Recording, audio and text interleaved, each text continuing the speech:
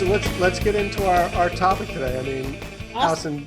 Allison, take us through. And I was wondering, what do you do? I guess a question I have is, if you have kids who are, when you started, are reluctant, like, or who are like, I can see some kids, middle school kids being like, oh, come on, breathe, Yeah. How do you get them into it? Yeah. Well, a lot of it for middle school in particular. Well, let's ask you, Dylan. How excited are you about trying mindfulness, or have you done it before? I've done yoga and stuff, but I don't do it a lot. It's like a one and done thing for me. Yeah. So he's say, like my typical. when I asked him to be on today, he said, "Sure. What are we doing?" And I told him, he was like, "Ooh, okay." It's something different. Like Right. for the things like I've heard them doing everything. Like they've talked with other teachers and everything. But I was like, mindfulness, okay. Yeah, Because I do like random things upset me sometimes. I was like, well, I need to try this because There you go. very open-minded. Right. So you just stated something that's really important to acknowledge, that sometimes it's like, you don't feel great, like you're upset about something and you just can't get past it, right? Or you have this constant like thought about something and you just you can't drop it. You kind of feel stuck. Has that ever happened? yeah. Yeah.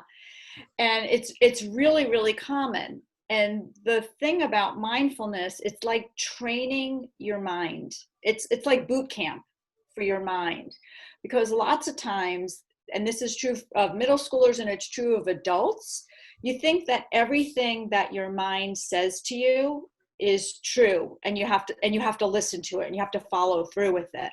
Mm-hmm. But what we know in science is that all of us have what's called a negativity bias. So our brain is designed, it's wired to hold on to all the negative stuff. That's why we get stuck sometimes. And we don't get stuck thinking about all the great stuff, right? Mm-hmm. It's easy to get stuck on even like the littlest negative thing that maybe happened, or the littlest negative thing or worry that you have.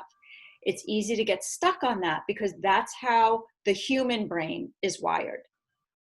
To focus on negative, to focus on the negative. Wow, that's crazy. Yeah, where did that come from? So it came as a safety feature.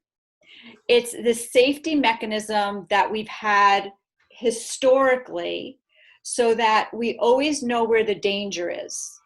We always know how to keep ourselves safe by knowing what to be afraid of, or what to stay away from, or what to watch out for, or what to worry about. If we only focused on the positive, then we'd never be aware of all the danger. We'd always be like, oh, this is wonderful, so I don't have to worry about that.